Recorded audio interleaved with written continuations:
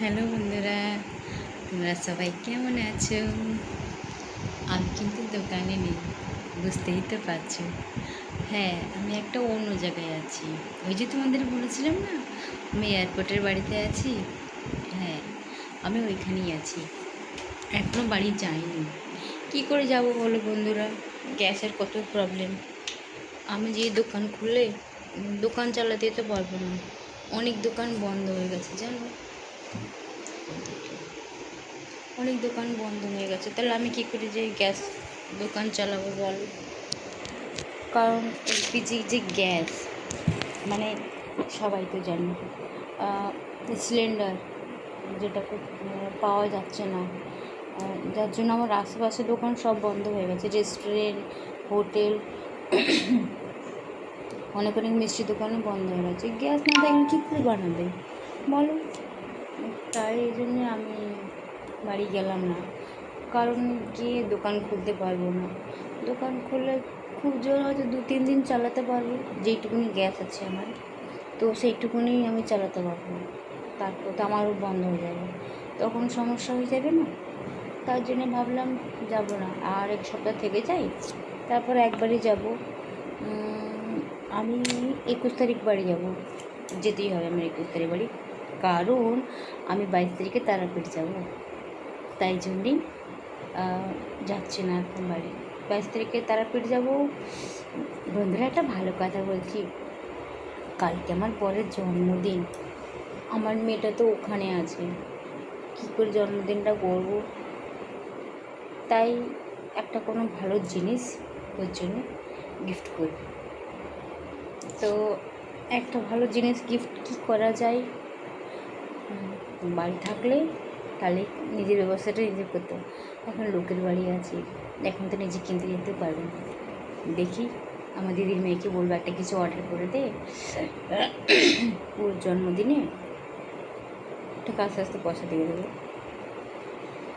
আর বন্ধুরা জানো একটা কথা কি, 21শে এপ্রিল দিদির মেয়ের বিয়ে, তো আমি ওকে রাখতে যাব।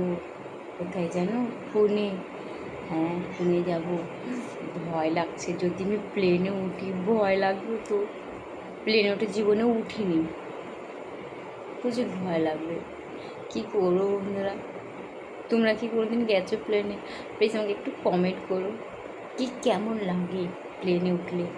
ভয় লাগে মানে এরকমভাবে উঠবো, যেই এইরকম করবো, ওরে বাবা রে, এরকম করবো ভয় লাগে। তারপর টেক আপ করলে মাথা ঘুরে যাবে।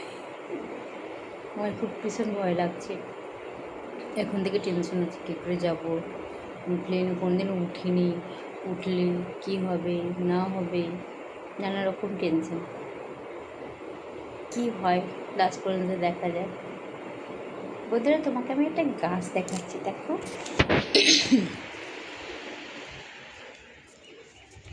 এই দেখো বন্ধুরা, দেখছো ছোটো ছোটো গাছ, এটা বেলকুনিতে হয়েছে। আর সব থেকে যেটা হলো এই যে দেখো, দেখো, এই দেখো, বলছে হ্যাঁ হ্যাঁ ঠিক ঠিক ঠিক ঠিক, দেখতে পাচ্ছি বন্ধুরা? দাঁড়াও আমি তোমাদের ভালো করে দেখাই। কই রে, দেখা যাচ্ছে না, এই যে, হ্যাঁ হ্যাঁ হ্যাঁ হ্যাঁ করছে, দেখো।